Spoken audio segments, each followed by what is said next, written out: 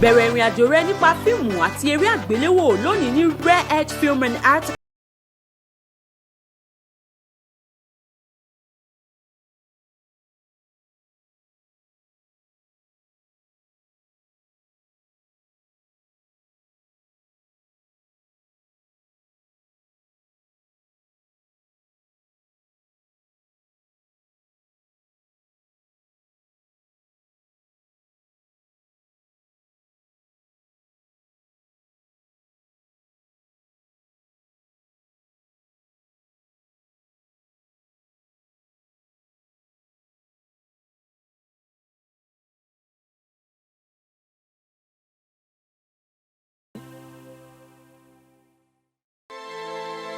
Kosoloko loko,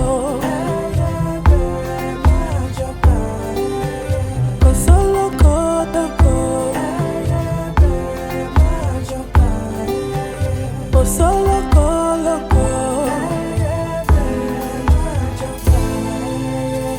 Àìsílẹ̀ olóngìní ilé di ilé èkúté yìí. Ṣebí wọ́n ní bọ́lọ́jẹ́ ọba kú oríta ò léwu. Koríko ayé ṣòro ẹni a ní kó kíni lẹ́yìn ló fẹ̀gún sọ́wọ́. Àṣeun dúpẹ́ lọ́wọ́ ẹni tó ń ṣe ni tó tún ń gbà ní. Ẹni a ní kó fẹ́ ni lójú tó bàtà sẹ́nu. Ètùmàrè gbà wá lọ́wọ́ àfojú fẹ́ ni ọ̀wá. Kò sólókò lóko. Kosoloko doko, kosoloko loko.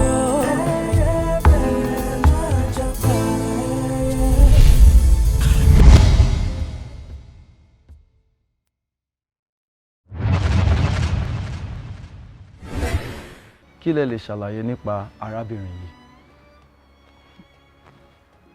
She was my mother. Yes, was. Àwọn man stock ilé pẹ̀lú oríṣiríṣi drugs. How do you think I started taking drugs? You think I bought it? I took it from one of the stash that she keeps in the house. And láti ìgbà yẹn, I've always been taking it and I loved it. Borokini.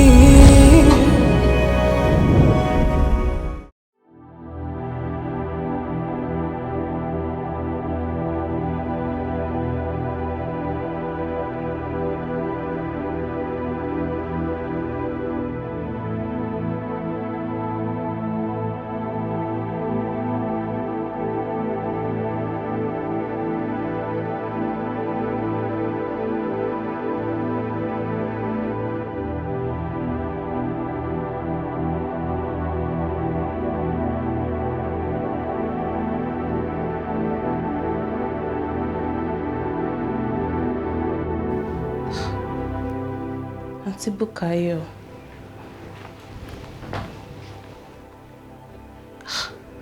Àǹtí Bùkáyọ̀, kí ló ṣẹlẹ̀? Dá mi lóhùn. Fine. Kí ló wá dé tẹ́ da gbogbo yàrá yín rú báyìí? Ló máa ṣẹlẹ̀ tí mo bá kú.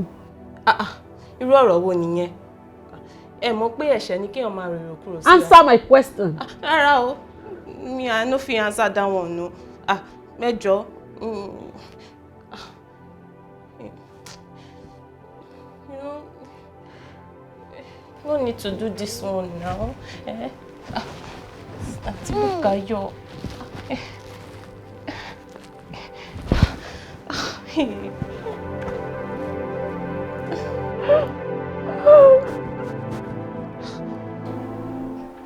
I told you, Rotimi. Ó sọ fún ẹ pé woman yẹn could be the culprit. Ṣé o gbọ́ bó ṣe testify against Mrs. Kalejaye ni? Sí. Ọ̀rọ̀ náà ká èmi gan láyà. But ìyẹn ò túmọ̀ sí pé ó mọ nǹkan kan nípa ẹ̀ náà. She might just be trying to help them nail the coffin. Ṣé kò dẹ̀ kí n ṣe pé woman yẹn lóògùn fún ẹ? Or is there more to gbogbo nǹkan tó ti sọ fún mi tẹ́lẹ̀ ni? Lawyer, that is not the case now. nǹkan tó jẹ́ ká máa bother about now báwo la ṣe fẹ́ win case báyìí. That's what is important. Then we need witnesses. Taba build defense wa too strong. I'm a nail it because all of these things, even owo Mrs. Kaleja yóò lè yọ kúrò níbi tó wà yẹn. A kò jẹ́ pé wasted effort ni. We need to do something. So what do I need to do? We pay Mrs. Kaleja a visit together. Together. Bukayo. Sir. Mo receive mail láti school ẹ. Results. I failed. I wonder why you're just getting the mail. There's always a second chance. You never go run up lórí ẹ. Okay. Is there something you want us to talk about? You know I'm always there for you. Okay.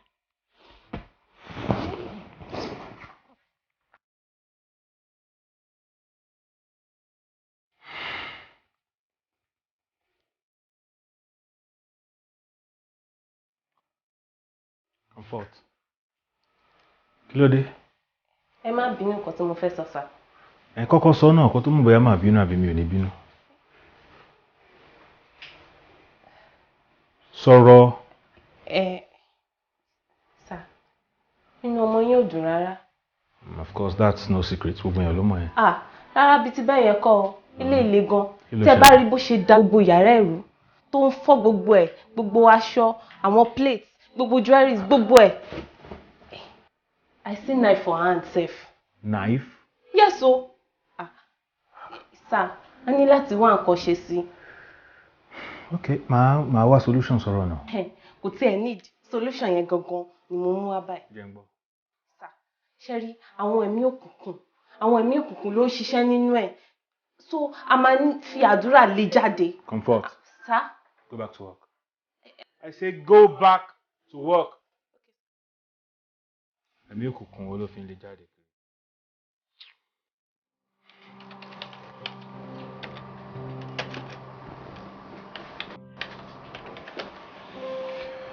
Hello, beautiful. Junior. Kí ló wà lọ́wọ́ ẹ̀? Kí ló kàn ẹ́? Nínú ọ́fíìsì mi. Èmi ní right láti mọ nǹkan tó wà lọ́wọ́ ẹ̀ tó lọ́fíìsì mi. What did I say? So what if I refuse to tell you? Máa lé ẹ jáde ni ẹ. Wàá lé mi jáde. Yes. Okay.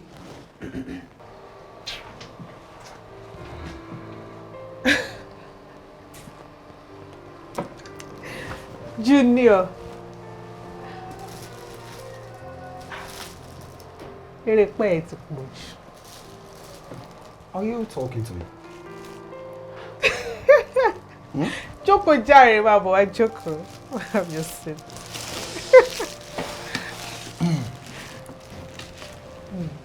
How are you?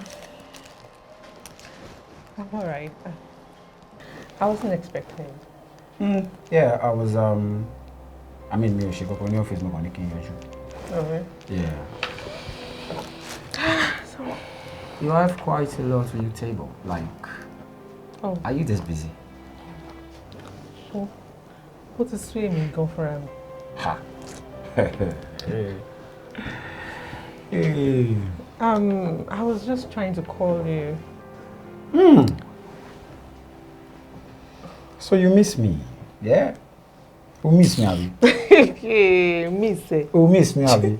Stop it, Jeremy. That's the problem with you. Oh, you miss me. Then the song. Denny, miss go. This girl. Okay. So, Junior. She was ready to meet her friends.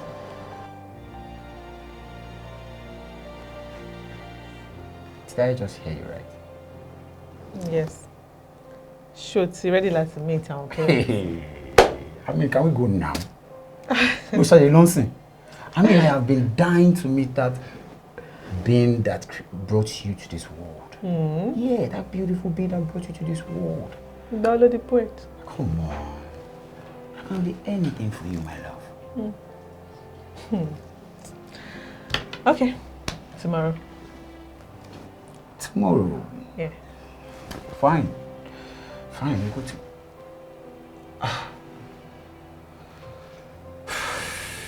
You know, I already promised Jason I must spend the whole day. Lola. Okay, cool. No problem, that's fine. We can do it next tomorrow. See all about actually, we can do it tomorrow. Oh. By 5. I'll give him the whole day. And I'll give you the whole night. In fact, we are at the Lodge Hotel. Junior. Emi àti Eko. Emi àti Eko hotel ko. Ma'am, we need your help to win this case. We have to look for a way out. So you need to talk. Ma'am, a ti ń bá yín sọ̀rọ̀ látẹ̀kùn. Ẹ sọ kankan, ẹ fèsì. Remi ni kíni? Remi no set me up. Remi is convinced that I killed that daughter. See, we need to focus on how to get you out of this place. You can talk about that later. Talemo. Ṣé ní anybody tá lè fi sínú witness box as your witness? Wọ́dà, ẹ jọ̀ọ́ wá mú mi kún bí báyìí.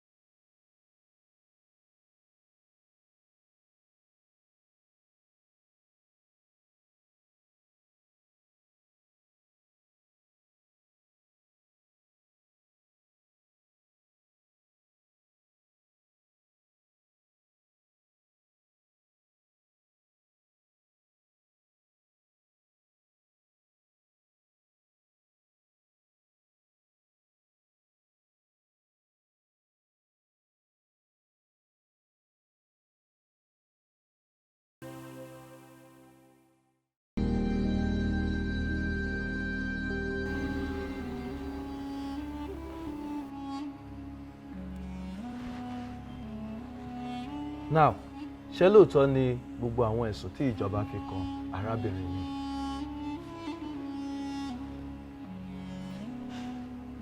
Yes.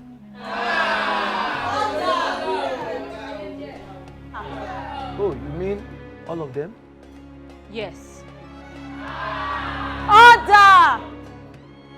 Forgery, embezzlement, money laundering? Yes. But she's your mother.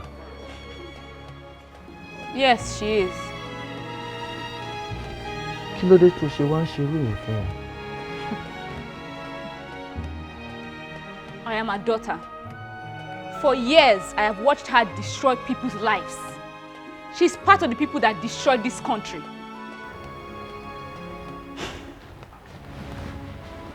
That will be all for now, Your Honor.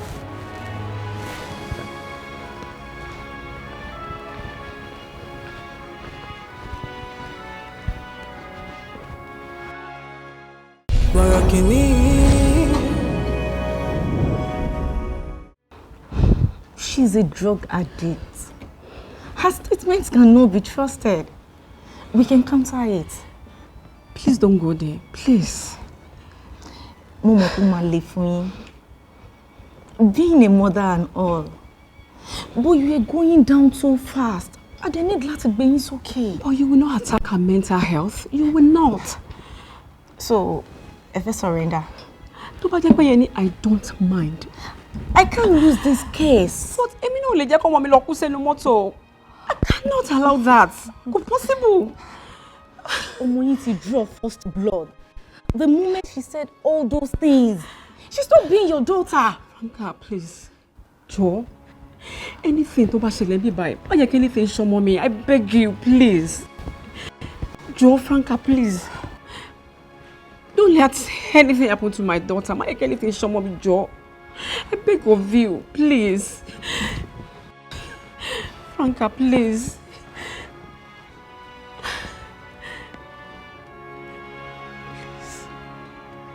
Please.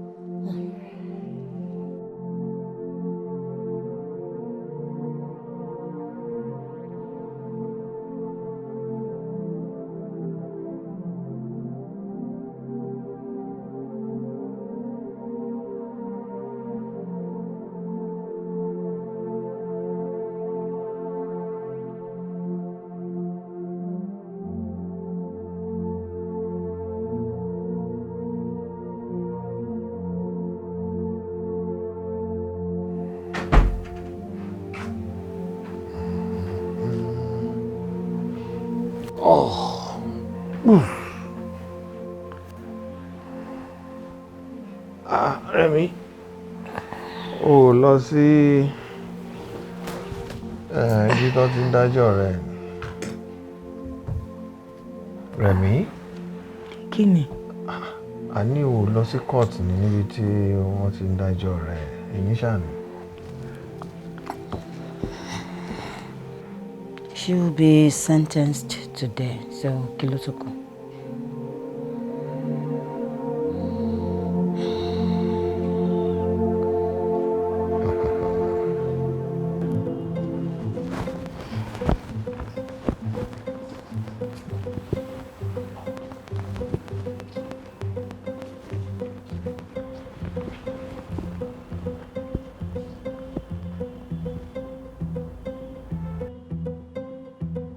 We don't have all day. Apologies, Your Honor. Ìbéèrè kan ṣoṣo ni mo fẹ́ béèrè lọ́wọ́ ẹ. Why are you doing this to your mother? They want me to nail her coffin. Your mother. Option méjì ni wọ́n fún mi. Kí n jẹ́ prosecution witness, kí n witness against one, and then they'll give me a lenient judgment. So what's the second option? It's not really an option, but wọ́n jẹ́ kí n mọ̀ wípé even if I refuse to witness against her, that Mummy Ashi were convicted, and that means I'm actually going to go down with her. Okay. Okay, what? I called you for you to advise me, and you are saying okay. Funto, kí ló fẹ́ kí n sọ nsìn? Okay, ṣé o fẹ́ kí n sọ yìí pé kó lọ sọ kankan against your mother kó lè lọ ṣẹ̀wọ̀n ni? Àbí kí n sọ fún ọ wípé gẹ́gẹ́ bí ọmọ rere o, ọmọ dáadáa tàbí léèrè o, bóyá kó sọ̀rọ̀ against ara ẹ̀ kí ìwọ náà wá lọ pẹ́ lẹ́wọ̀n bí ọ̀bọ. You see, it's a very difficult decision right now for me to make for you. It is your decision. Ìwọ ló máa jókòó ló máa rò. You know, so the crying over a spilled milk kò ní help right now. Ṣorí mílíìkì tó bá wà nù cup, ó yìí ṣe guide o, you can still guide it, you know, to the best of your ability. But ṣorí tí mílíìkì bá ti dànù, bẹ́yàn bá ń sunkún, ó kàn sunkún ni nítorí kò ṣeé kó. Ìyẹn ló túmọ̀ sí wípé alátiṣe báyìí, òun ló máa ń má ti ṣe àrẹ. Objection, my lord. Ọ̀rọ̀ tí colleague mi sọ nísìnyí kò ní ìbáṣepọ̀ pẹ̀lú ẹjọ́ tó wà nílẹ̀ yìí. Sustained. Lawyer, má waste time mi. That will be all for now, Your Honor.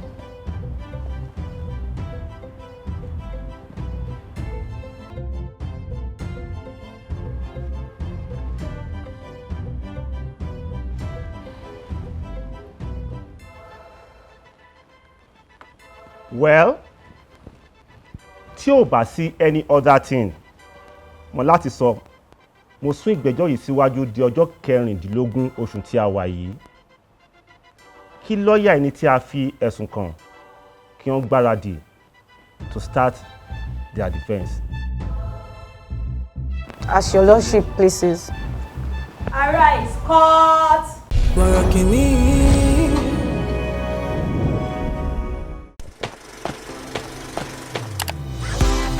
Bẹ̀rẹ̀ ìrìn àjò rẹ nípa fíìmù àti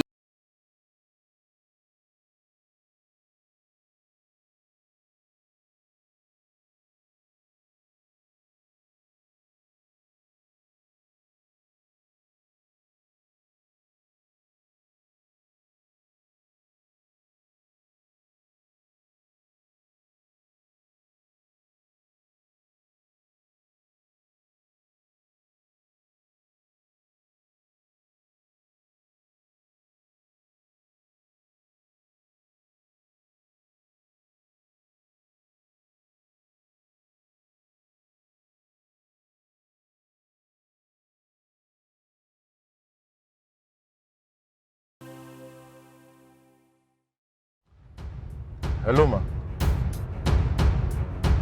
Mi ò rẹ́ni kankan, mo tún wọlé gan, mo tún jáde. I've been here for over 2 hours now. I didn't see anybody. Okay ma. Sorry ma, èmi kàn feel pé à ń waste time ara wa ni o. There's no way Junior will be involved with drugs. Okay, ma.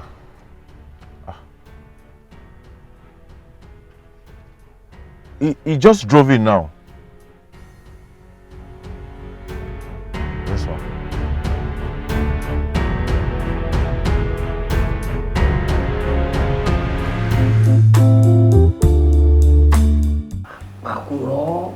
Pàkúrọ̀, ó yẹ kí tí wá iṣẹ́ ní gbẹ̀gbà kan. Kí ló wá ṣẹlẹ̀? Àwọn kan fẹ́ ti wá. Àwọn kan máa ń bínú wọn dákọ̀ lè òrìṣà kankan. Ẹ wò. Wàhálà bá fẹ́ pọ̀ jù. Ó yà kójú bẹ́ẹ̀ tẹ̀lé. Ẹ wò ìgbà yẹn nìyẹn. Aago ti yí padà ń sìn. Ìyẹn ti le.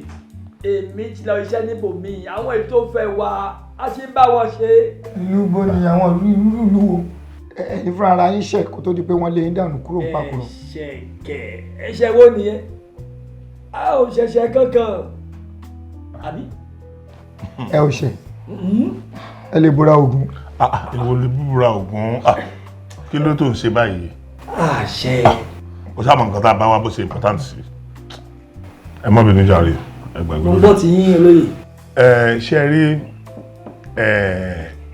ilẹ̀ tó wà nísìnyí bíi 4 hectares ni. 4 hectares. Yes. Ṣé ẹ lè rí tí a bá jọ strike deal yìí àtẹ̀yìn àtàwa lájọ máa benefit ẹ̀. Lọ́wọ́lọ́wọ́ báyìí a ní ilẹ̀ bíi 4 hectares. Bẹ́ẹ̀ ni tó jẹ́ pé oríṣiríṣi àwọn ohun àlùmọ́ọ́nì ló wà ń bẹ̀. Bẹ́ẹ̀ ni. Báwo lẹ ṣe mọ̀? Ṣé rí a ti ní company kan tó wá ṣiṣẹ́ lórí ilẹ̀ yẹn rí nígbà kan.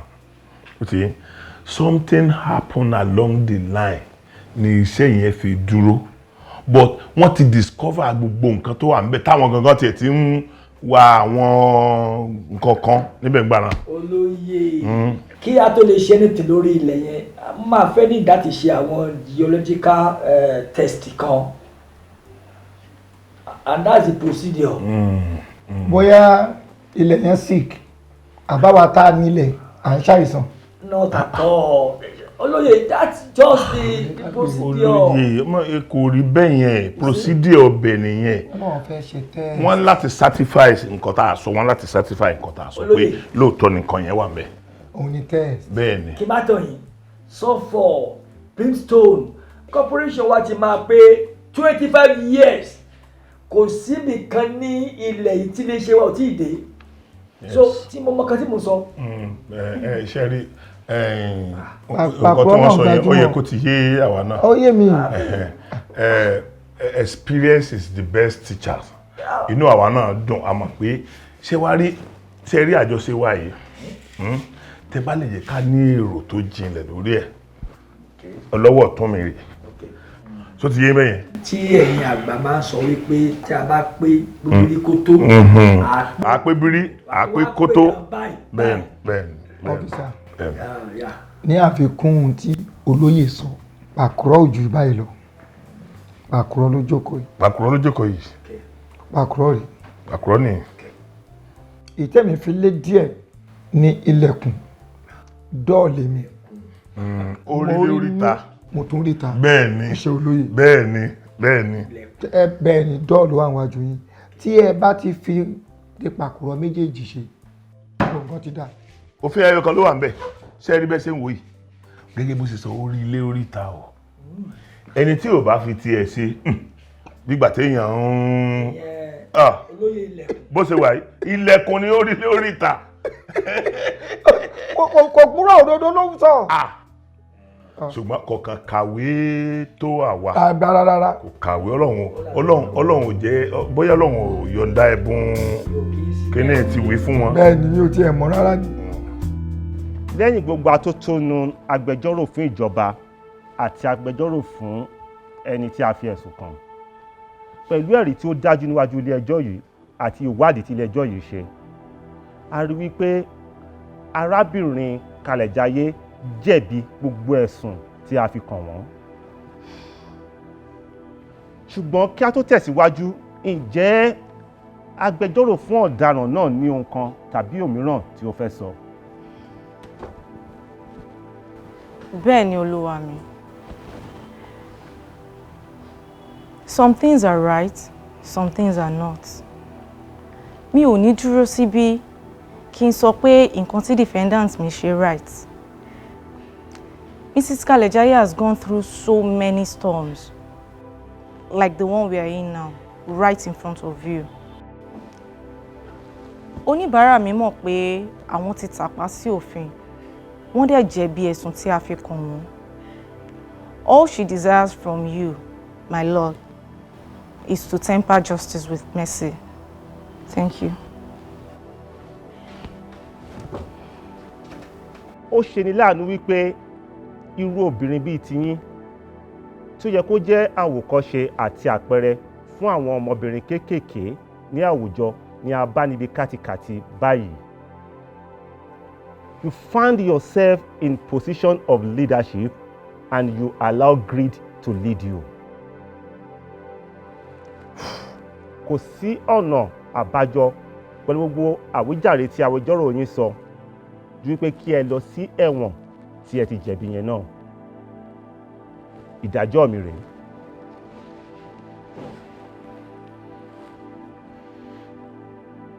Mrs. Kalẹ̀jayé, you have been sentenced to 34 years in prison with hard labor. Arise.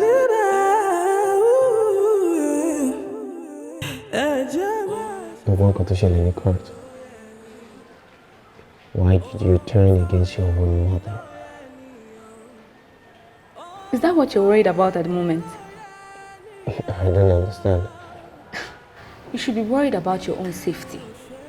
Because I will get out of here if I say the right things. What do you mean by if you say the right things?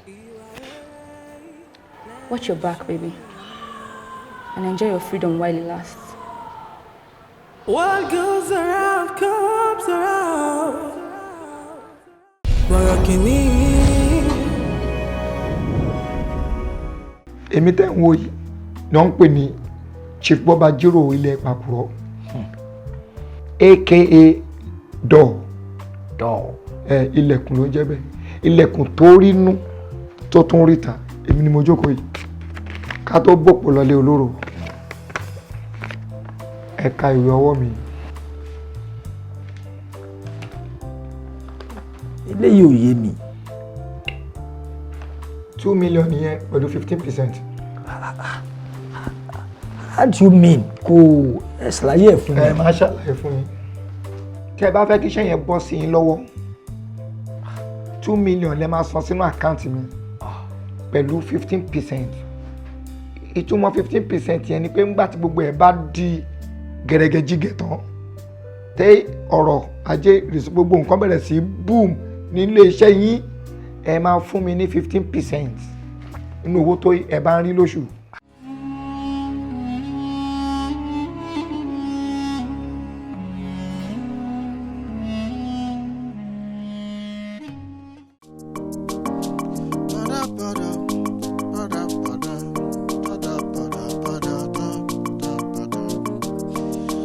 àjọ jẹ ní ìkọ̀kọ̀ àjọ mu ní gbangba àjọ ń jẹ gbádùn ayé imú o máa níka o à ń gbóòórùn ara wa ò jẹ́ agbóòórùn aṣebi ẹni a ní ó fẹ́ ni lójú ata ló fi sẹ́nu èyí a ní ó kí ni lẹ́yìn ẹ̀gún ló fi sọ́wọ́.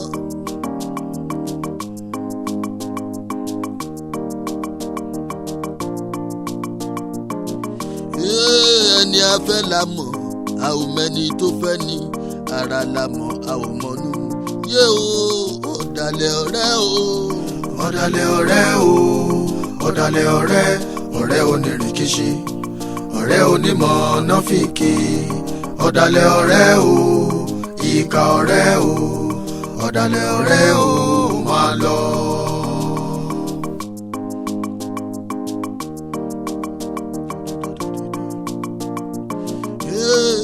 mo ráyé mo sá o mo bẹ̀rù ayé ayé tó tó àkàmọ̀ra wọ́n á fẹ́ ọ nímú wọ́n á fẹ́ ọ lójú àmọ́ wọn ò fẹ́ ọ dénú. ọ̀dàlẹ̀ ọ̀rẹ́ o ọ̀dàlẹ̀ ọ̀rẹ́ ọ̀dàlẹ̀ ọ̀rẹ́ o máa lọ. ọ̀dàlẹ̀ ọ̀rẹ́ o ọ̀dàlẹ̀ ọ̀rẹ́ ọ̀rẹ́ onírìkíṣí ọ̀rẹ́ onímọ̀ nọ́fìkì ọ̀dàlẹ̀ ọ̀rẹ́ o ìkà ọ̀rẹ́ o ọ̀dàlẹ̀ ọ̀rẹ́ o máa lọ.